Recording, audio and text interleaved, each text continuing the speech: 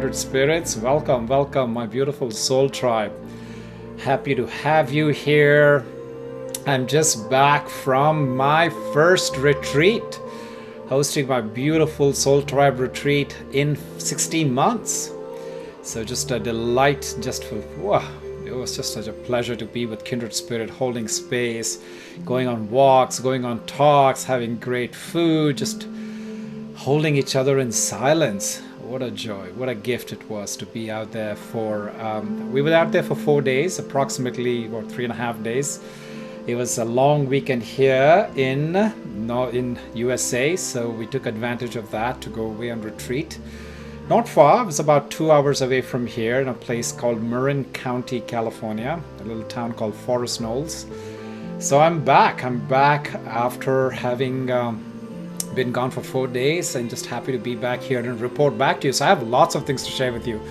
One of the things that somebody asked me before I went on this retreat, there was a childhood classmate of mine, a girl I grew up with in India. She had come here for a vacation. She was touring after her son graduated from Northwestern University in Chicago, and so they were kind of touring the country. They came to the West Coast, and they called me for dinner, to have dinner with their family. It's the first time I met her family, let alone her grown-up children now, the guy who graduated from college. And so in that discussion at dinner, so I was sharing what my life is, and clearly, some of you know this, I was an engineer trained to be something completely different, and my life took a 180-degree turn about 12 years ago. And so the family was very curious to hear why I had been inspired to change my life completely from the corporate career, from engineering, and doing what I do right now, which is full-time meditation teaching. So I said, one of the things that really excites me is about putting on these retreats. And so I was sharing with them, the family, how I do this retreat, 4 quarters of the year on 4 different continents: Japan for cherry blossom, Italy in the summer, and Yellowstone for the fall, and winter in South America. And so the fellow who graduated, the young fellow, he asked me a question that was intriguing. He says, "Jay, if you keep going from retreat to retreat, what inspires you? What keeps you motivated?" And I thought that was a very good question, because when you do so many retreats in the course of the year, and if that's what you do, besides, now I'm doing a lot of online teaching, but otherwise before it was so many retreats and some courses and some corporate things, but that's a valid question, right?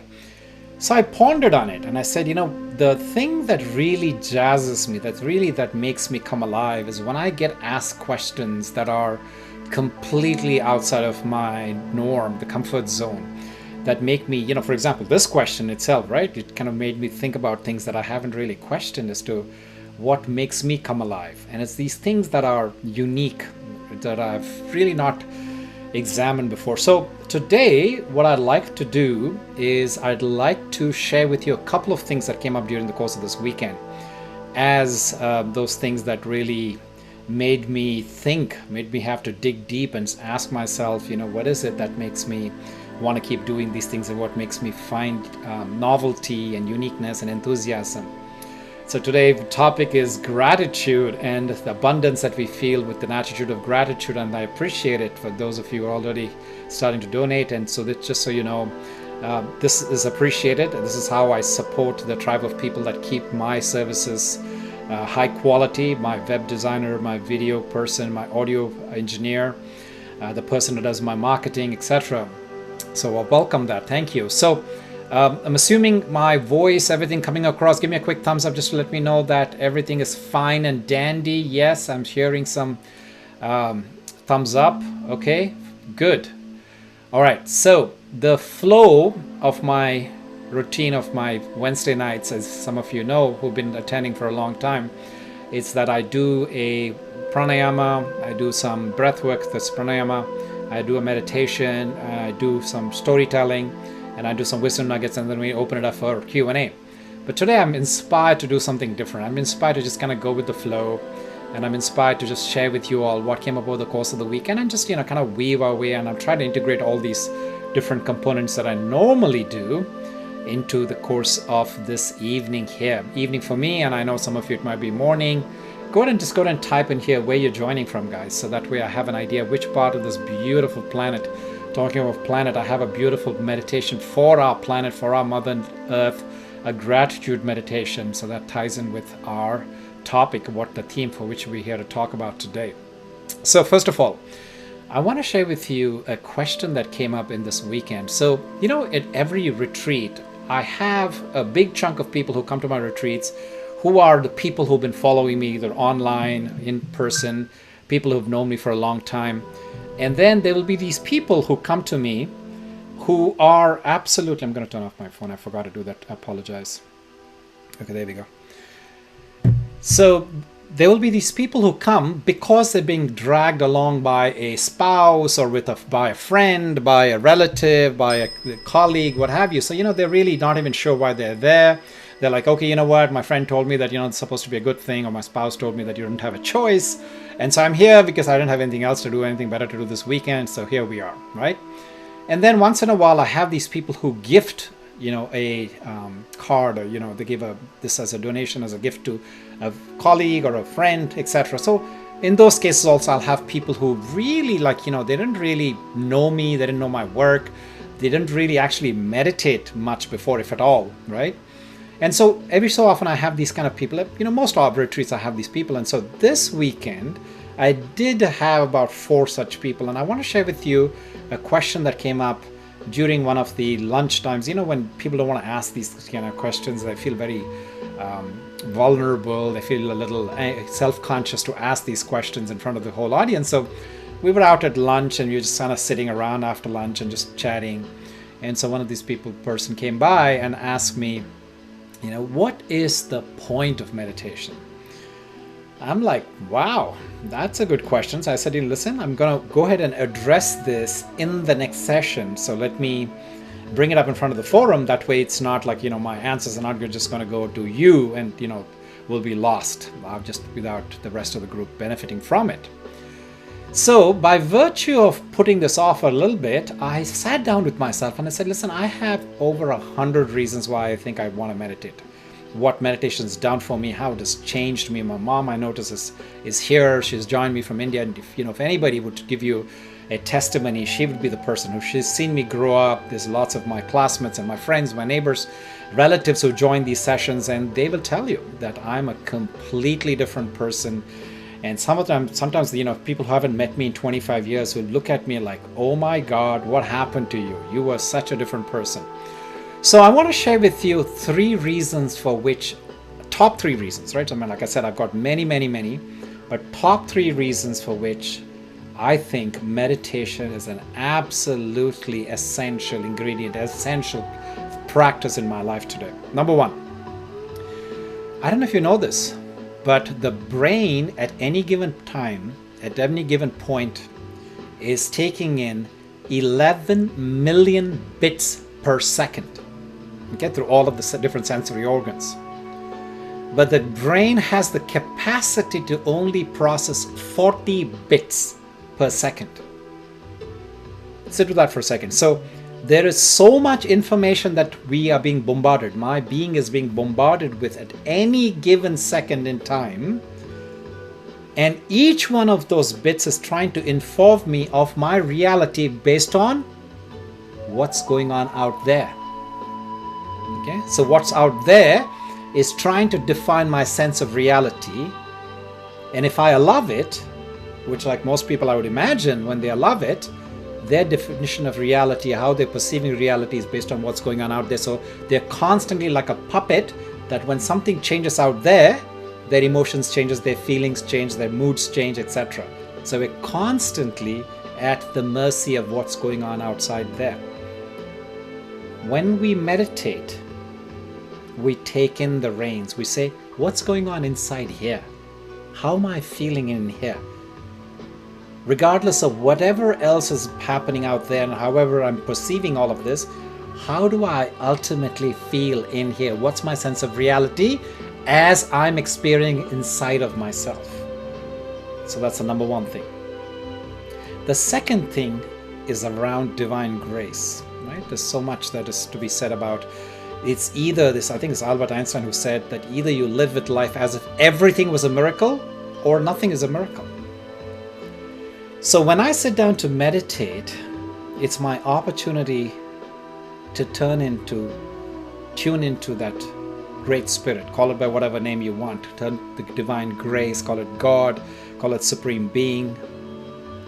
And then when I take time to acknowledge the presence of the supreme being, the divine grace in my life, and all have the gratitude for everything that I feel, the presence and the support and the divine guidance of this supreme spirit, I notice that I come back into that state of just being mundane normalcy, that divine grace follows me in everything that I do, assists me, guides me, stays with me. And by virtue of taking this time to tune into that divine grace, what I notice is the beauty, the creativity, the gratitude, the abundance, the joy, the laughter, the simple, beautiful things that exist around me that otherwise I don't have time for. And number 3 is that this is about being human. Now, here a little bit of neuroscience here. I'll jump into some ancient wisdom that is now being supported by modern day neuroscience, because to see, in the last 25 years, doctors have been able to tap into different aspects of the brain, different parts of the brain, different little neural networks, connection points, and see what is really happening in the brain when we do this thing called meditation and when we don't. Now, I don't know if you know this, but the most advanced, most newest part of the brain in this history of the evolution of mankind is this thing called the prefrontal cortex that sits here right behind your forehead. And this is the part of the brain that's responsible for the executive functioning. It's a sandbox where we can do things like some really special things that no other species on this planet can do, which is to be able to hypothesize, to be able to time travel, to be able to simulate things, to be able to hold abstract concepts in our mind, to be able to visualize things before they actually happen, to be able to empathize. Empathy could be there in many other species, but some of the things that I just mentioned, we know are a gift for just the human brain. Now, as much as all of these executive functions are a boon for humanity, there is also an inherent curse in the brain, in this prefrontal cortex, in that we think too much, we overanalyze, we over time travel. We think we have enough today, we have enough in the refrigerator, we have enough in money in the bank, but we worry about what's going to happen in 7 years, in 17 years, in 70 years, to the next 7 generations, and the list goes on, and we have find something to worry about. So this process of moving away from that worrying part of the self, which is the primitive part of the brain, which is the one that is responsible for protecting us as we were trying to defend ourselves from the marauding tribes, the attacking ones, the saber-toothed tiger down by the river, right? So yes, there is a part of that brain that has been necessary to be able to protect us and to bring us safely this far, make us come alive and be able to survive the many onslaughts, the many disasters that have wiped away different species on this planet. But you see, that same part of the worrying brain overwhelms us, takes over, sabotages us, always wants us to be on alert and watching out. And so the process of meditation helps us to move away from the primitive part of the brain, that fight and flight part of the brain, to the most advanced part of the brain, but also using the advanced part of the brain to wire it in a way that we're thinking about positive things. We're thinking about things that are hopeful, things that are beautiful, things in which we can be grateful for around us. Synapses that fire together, wire together. That's a famous quote by psychologists and psychiatrists. So as we visualize these situations in our brain, in our contemplative time, in our meditations, as we're simulating and we're firing these synapses in our brain, we're wiring them together so that this positive mindset becomes just a default way by which we function. It becomes so hardwired, just like, fight and flight has been hardwired for thousands of years, if millennia. These calm, positive, uplifting, caring, compassionate, trusting thoughts become our new reality, right? It's very important we do that because we don't have saber-toothed tigers attacking us, waiting for us around the corner. We don't have marauding tribes coming into our urban environments and we have to worry about defending ourselves, right? So yes, that part of the brain was necessary, but now we can perhaps think about how do we use this executive functioning, this beautiful prefrontal cortex that's been a gift that we've been blessed with, to be able to help us to inform of ways in which we can actually live with calmness, kindness, and happiness. So these, my friends, were the top 3 reasons that I shared with this group over this weekend. Now, I want to share with you another beautiful question that came up. Actually, it was more of a comment that came up over the course of this weekend, and it was actually not in the group. It is actually from one of you who actually went to my course, the Freedom and Forgiveness course. There's the psychologist who's been doing this course, very vocal about how each one of the 10-step process that I've laid out there in my Freedom and Forgiveness course has been either working or not working for him. So he goes on to share the story about his brother who he has been estranged from over the last 10 years or so. And it's a very sad thing. It really bothers him. And he has been trying to reconcile and make peace with the situation that his sister-in-law, since they've gotten married, has basically yanked this guy away and basically has caused the rift or caused the family to be split, and they cannot have these beautiful, warm, enduring relationship that they used to once enjoy. And so he goes on to share that while he was doing a chapter in this course, he noticed how I talk about using the backdrop of death. You know, this is one of the things that we are one of the species on this planet that knows about death. Not many other species actually contemplate, have the ability to say that one day we will all die. We as human beings do. We have the capacity. That's one of the parts of the prefrontal cortex. We have been gifted with the ability to know that it's a finite time that we have in this particular costume. Right? We know that time, the soul, is eternal, but in this costume, with these players, these fellow actors, in this context, the role that I'm playing right now has a finite window. Now, when you put the context or the backdrop of death against the things which you hold very dear, for example, the resentments, the ego clashes, right?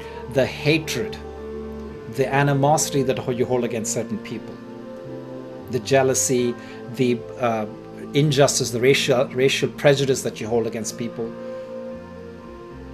will all begin to have a new sense of reality when you hold it against the backdrop of death. So somewhere he stumbled upon that point, and then it sparked within him this beautiful concept I want to share with you all. So he describes it as what he saw was these 2 hearts. So there is this one heart, which he defines as the finite heart. And in the finite heart, you try to fit in all of your friends, your relatives, things, the people that you care about, issues that you care about. And the finite heart says that if I have 10% of my love for this person, in this case my brother, that means I only have 90% left for everything else. And if I give 10 to some other things that I care about, perhaps I only have 20% left for this spouse. It's a cause of concern. Versus, there is this other heart which is called the infinite heart. And the infinite heart says that I care for my brother, I care for my sister, I care for my mother, I care for my loved ones, I care for my dog, I care for planet Earth, and I care for my neighbors 100% for everybody.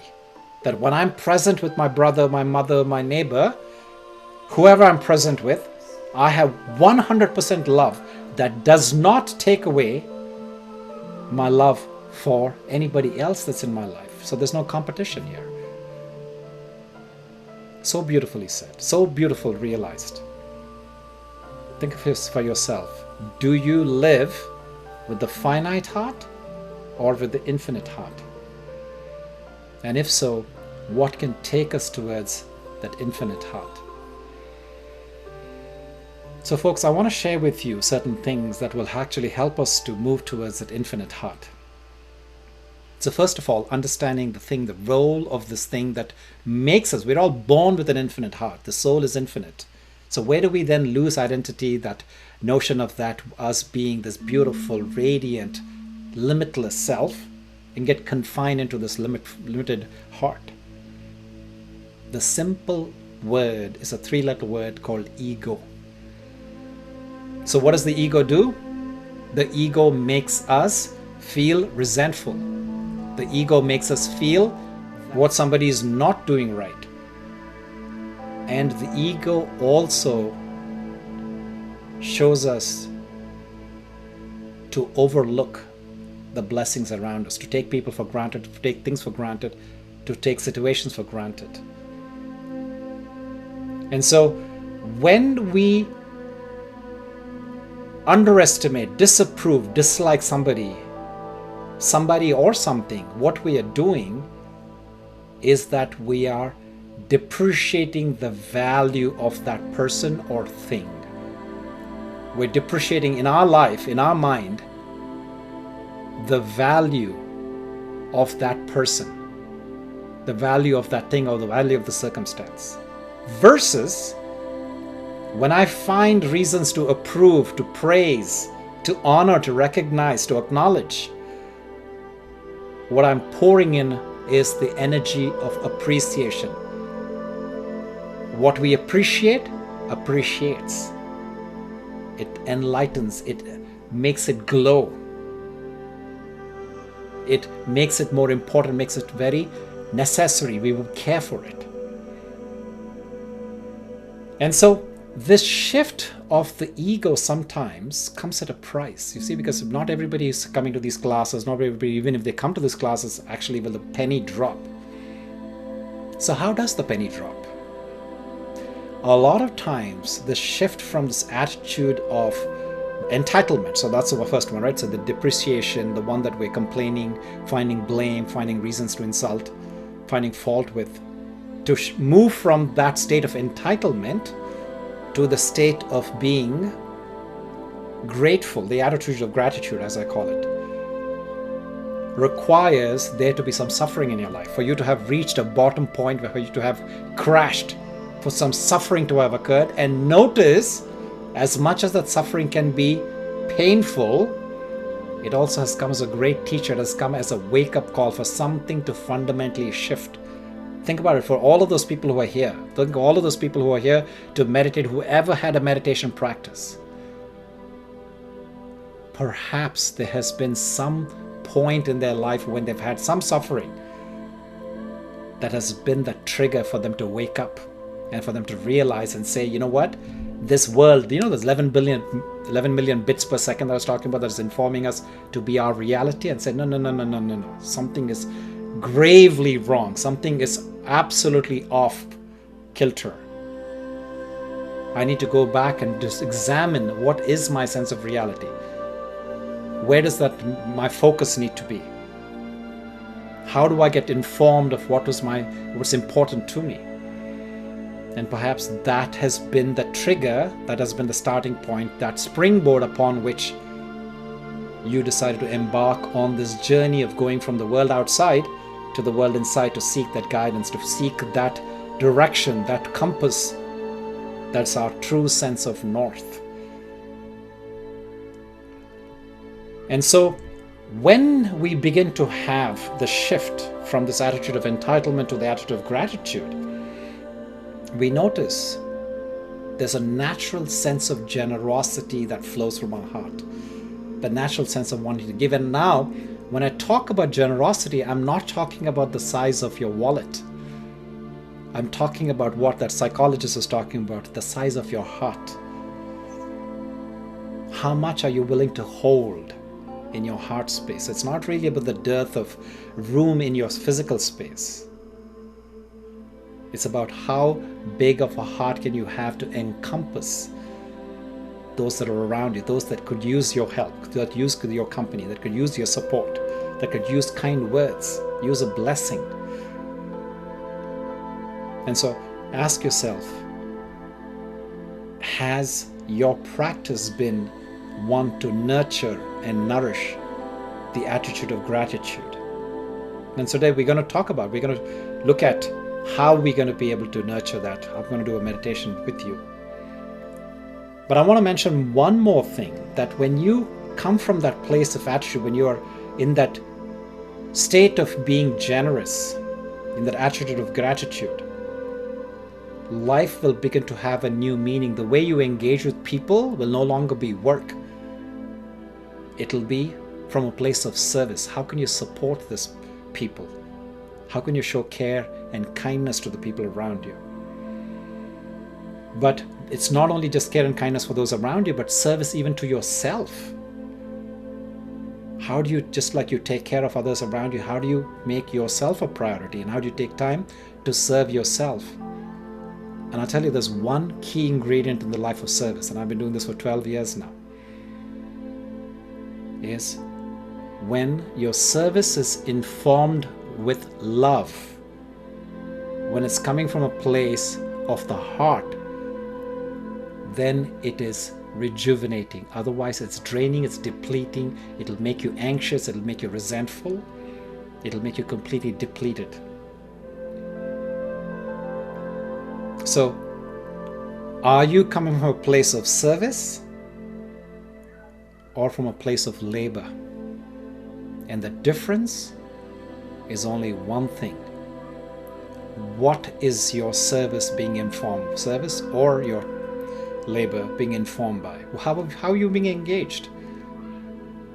Are you coming from your heart space? So with that, I'd like for you to please drop into your bodies using breath as an anchor. As I lead you through this gratitude practice, taking deep, comfortable breaths into your abdomen, allowing your belly to expand and collapse.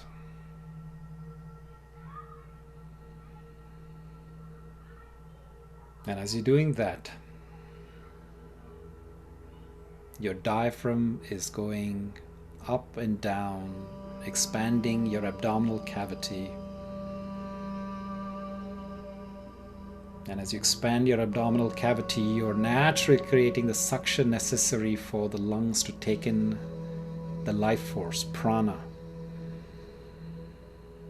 The prana that invigorates, energizes, rejuvenates every cell of your body.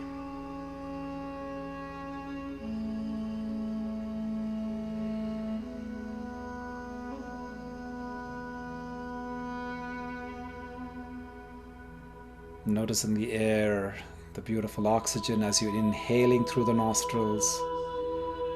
It fills the very bottom of your lungs. And as you exhale, you let go and it comes out as a warm breath.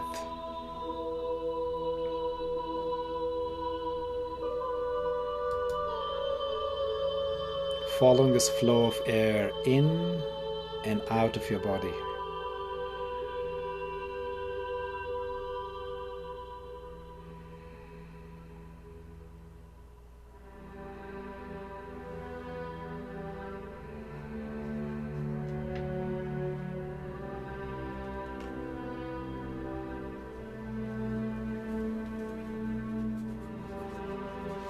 And if any thought should come to distract you, just take in a deep breath and bring your attention back to the focus of your attention right now, which is for the next few minutes on the world inside. On being here present and in the flow of this gratitude meditation.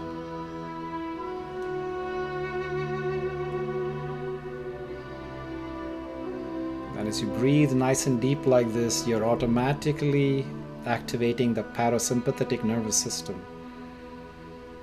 which is your rest and rejuvenate part of your nervous system.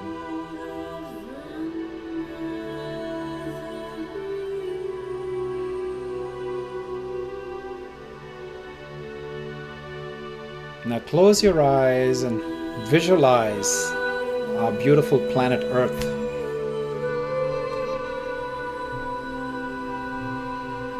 See the magnificent blue marble floating in the vast cosmic arena.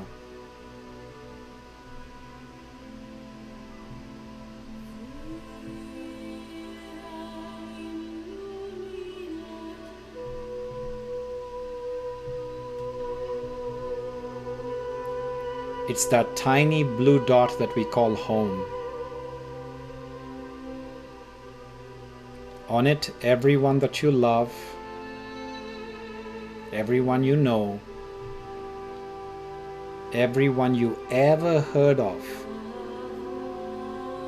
every human being who ever was, lived out their lives here.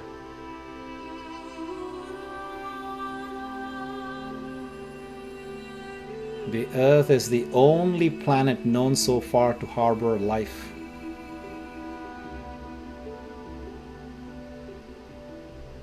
There's nowhere else, at least in the near future, to which our species could migrate.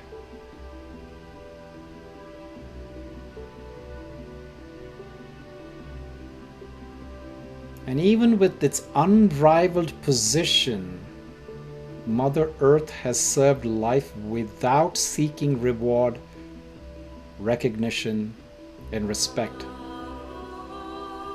With utmost humility, tolerance, and unconditional love. It has provided us shelter, warmth, food, water, and recreation.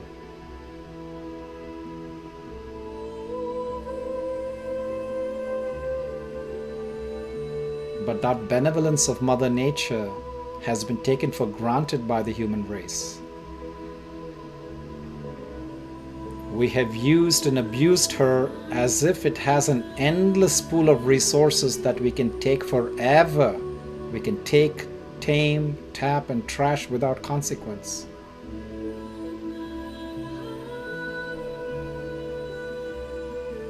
Our callousness and selfishness is coming back now to haunt us.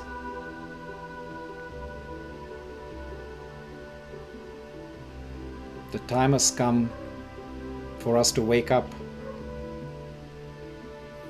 The time has come for us to realize. The time to live with gratitude for our home, our mother, our sustainer.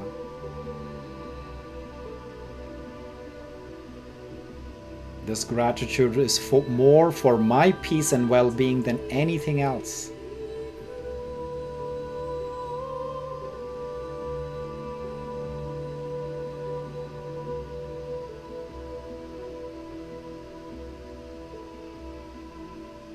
Now going back to your breath, making sure you're still breathing from the diaphragm, allowing your abdomen to rise and collapse.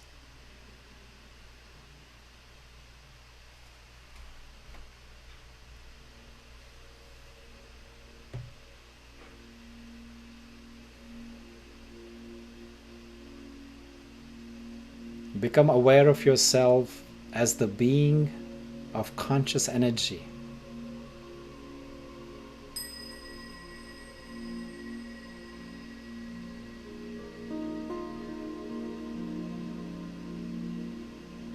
Now let's recognize and express gratitude to Mother Earth and all of its constituent elements.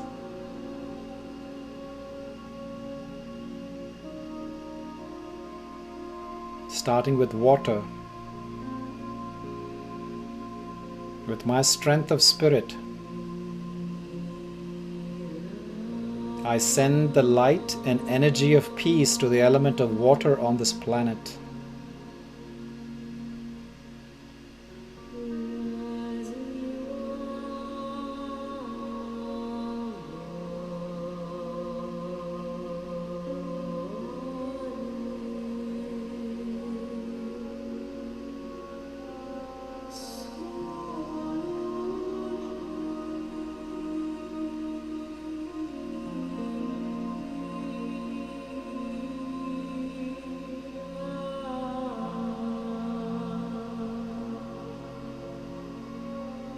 Water is life. It is water that sustains all species on the planet.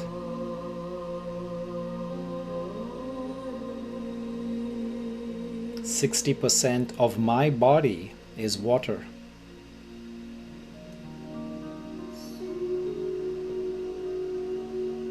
As I'm sending healing light to the element of water, I am healing myself.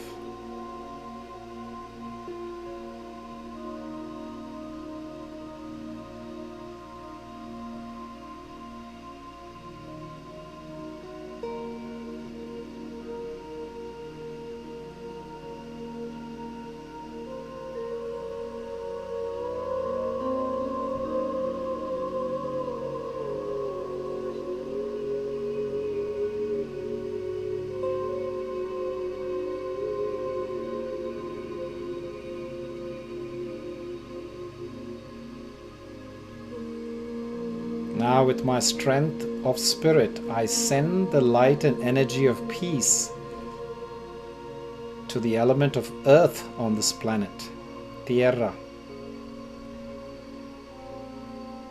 Prithvi.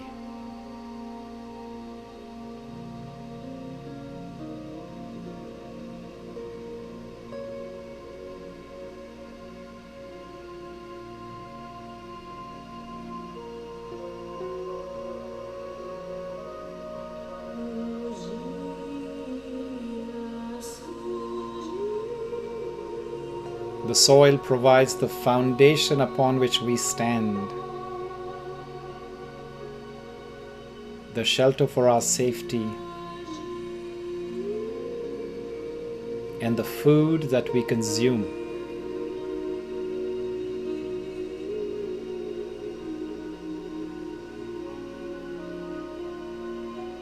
As I'm sending healing light to the element of earth, I'm healing our home, my home.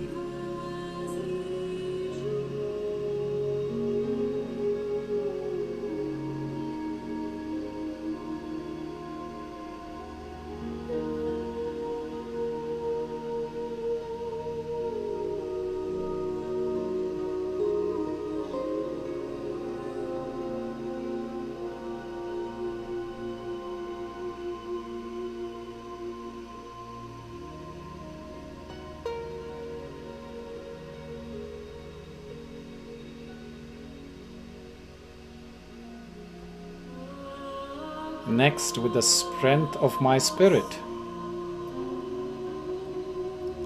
I send light and energy of peace to the element of air on the planet.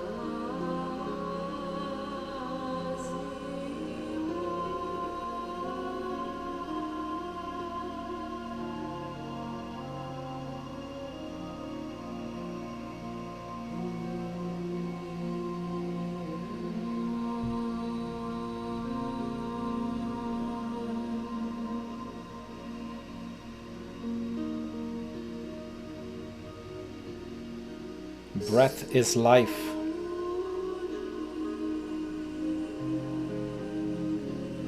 Life starts and ends with breath.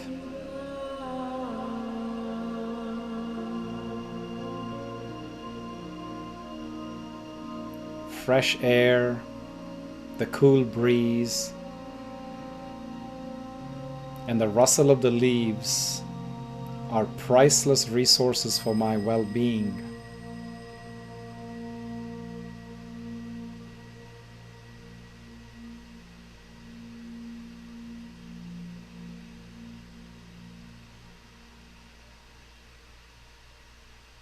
As I'm sending healing light to the element of air, I am rejuvenating my own well-being.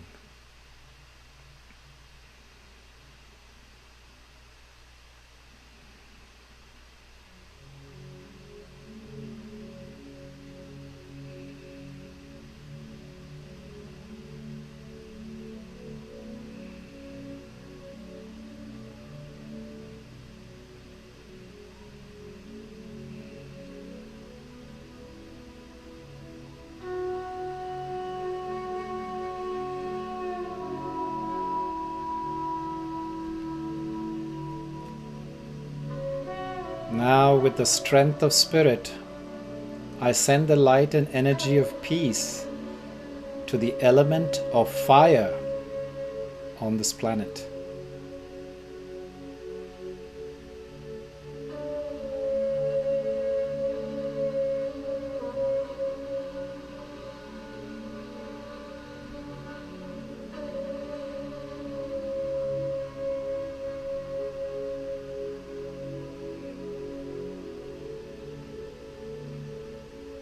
Fire provides nourishment, warmth, and light upon which all life depends on this planet.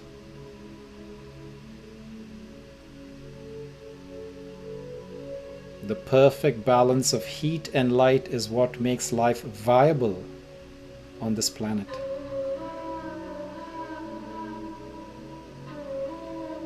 And as I'm sending healing light to the element of fire, I am preserving the conditions for our survival.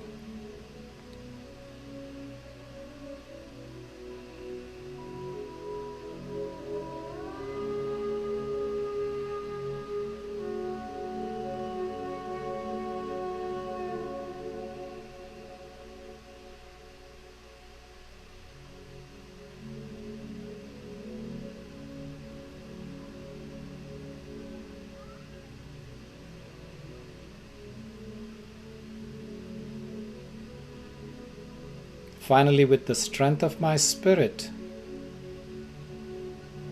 I send the light and energy of peace to the element of ether or space.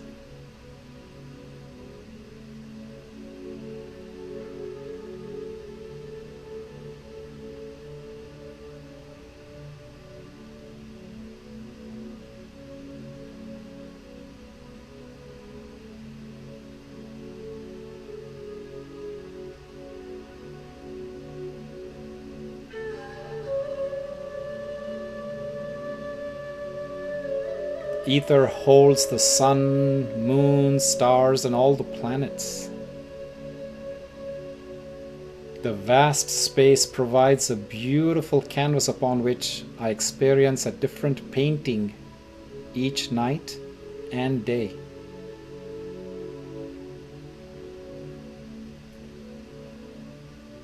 As I'm sending healing light to the element of ether, I'm blessing the spaciousness and creativity in my life.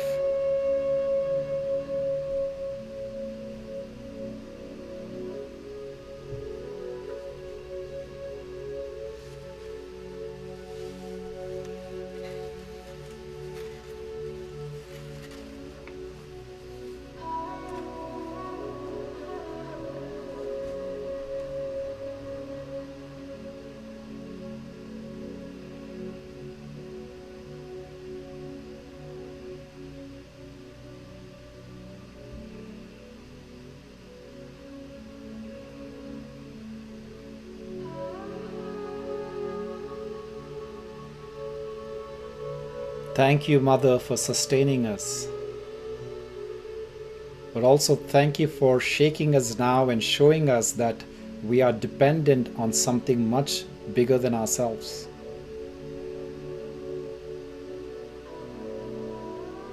Thank you, Mother, for protecting us. But also thank you for stopping us, making us see how long we were in the busyness of not having time for the most basic things.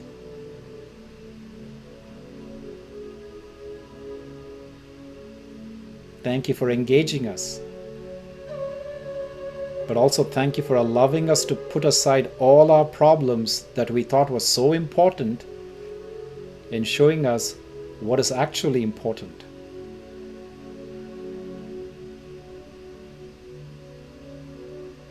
Thank you for inspiring us. But also thank you for stopping us in our tracks. Thank you for this reevaluation of our lives. Thank you for this lockdown.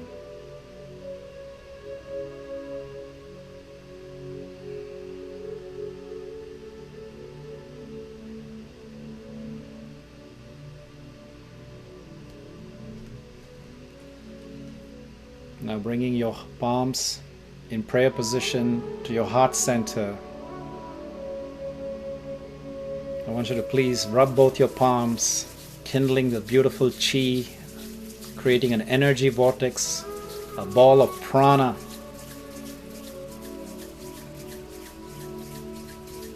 And when you feel like there's a nice orb of chi generated, I want you to go ahead and cup both your eyes, one with each palm, and send yourself a blessing. May clarity reign in my mind.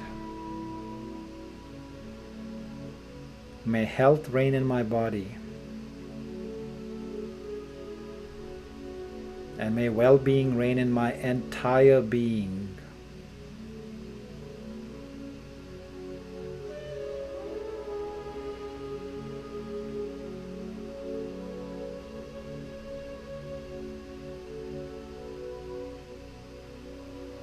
And bring our palms back together in prayer position at your heart center and take a bow of gratitude for everyone and everything in your life that has brought you here to the now in this beautiful moment of awakening, to this moment of feeling grateful for so much that I've been blessed with, for this feeling that is flowing from my heart that I call love.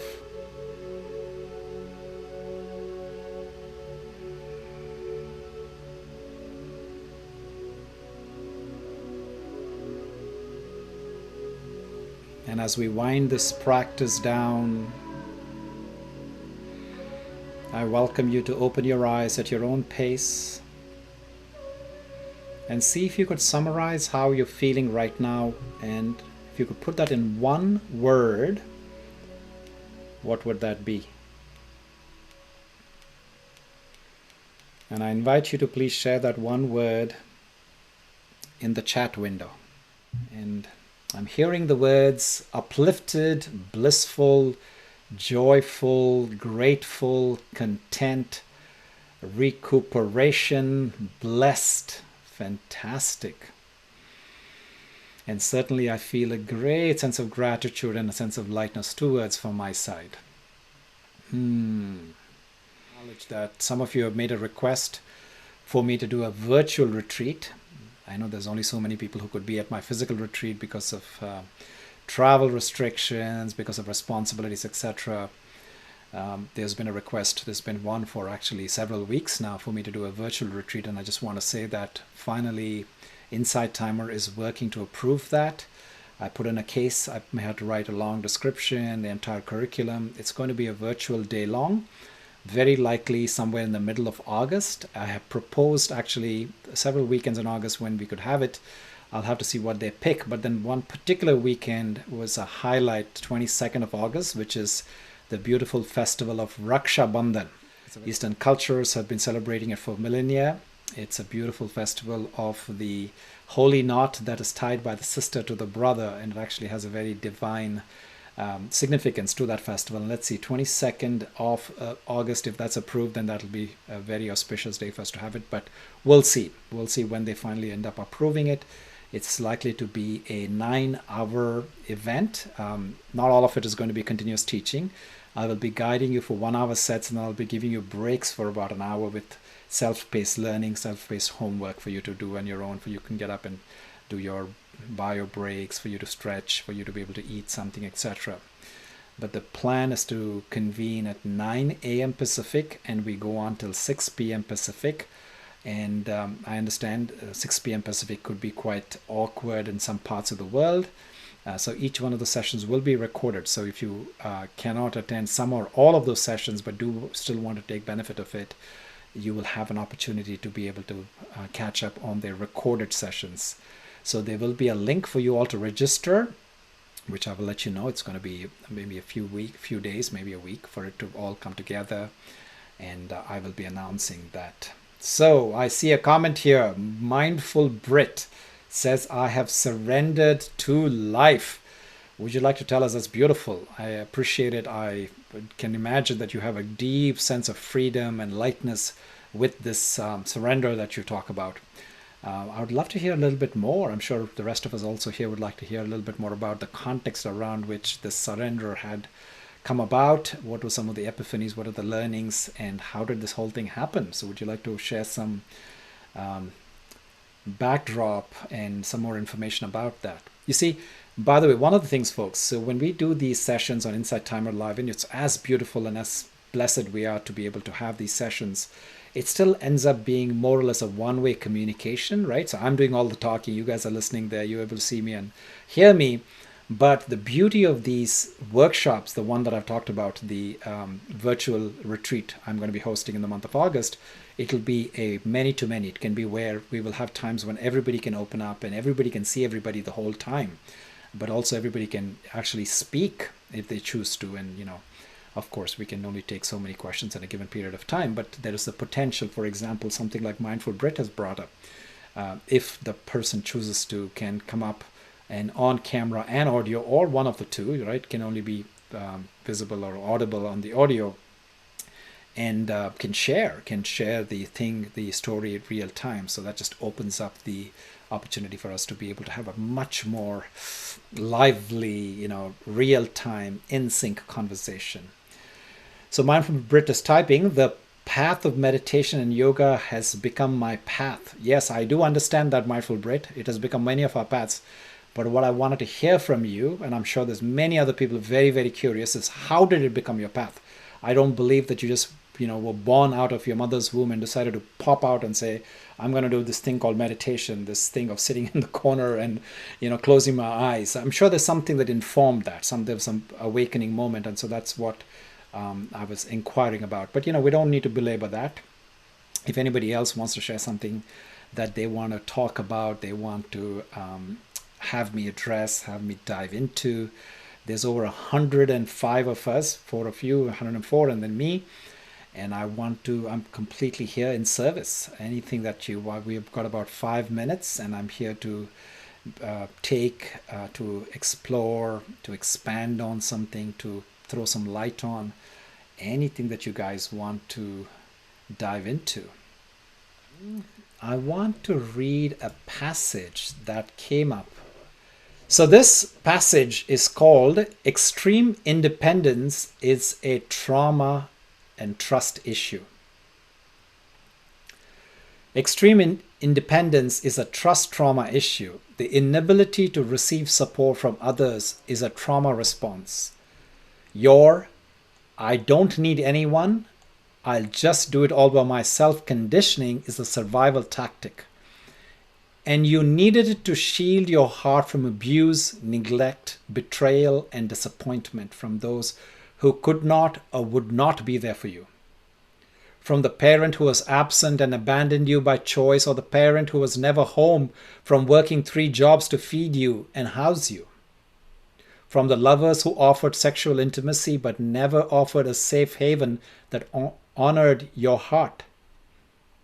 From the friendship and family who always took more than they ever gave. From all the situations when someone told you, we're in this together and I got you, then abandoned you, leaving you to pick up the pieces when shit got real, leaving you to handle your part and their part too. From all the lies and all the betrayals.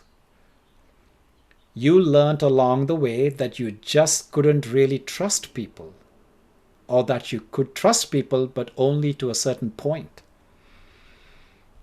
Extreme independence is a trust issue. I repeat it. Extreme independence is a trust issue. You learned, if I don't put myself in a situation where I rely on someone, I won't have to be disappointed when they don't show up for me or when they drop the ball, because they always will drop the ball eventually, right? You may even have been intentionally taught this protection strategy by generations of hurt ancestors who came before you. Extreme independence is a preemptive strike against heartbreak. So you don't trust anyone. So you don't trust yourself either to choose people.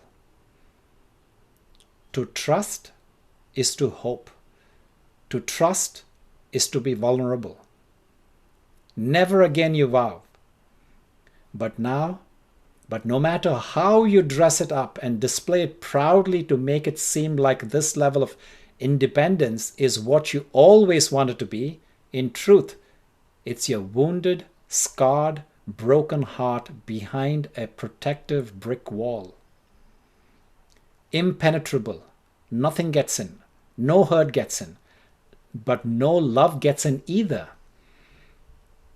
Fortresses and armor are for those who in battle, for who believe the battle is coming. It's a trauma response. The good news is trauma that is acknowledged is trauma that can be healed. You are worthy of having support. You are worthy of having true partnership. You are worthy of love. You are worthy of having your heart held. You are worthy of being adored. You are worthy of being cherished. You're worthy to have someone say, "You rest, I got this," and actually deliver on that promise. You are worthy to receive. You're worthy to receive. You're worthy. You don't have to earn it. You don't have to prove it. You don't have to bargain for it. You don't have to beg for it. You are worthy. Worthy. Simply because you exist.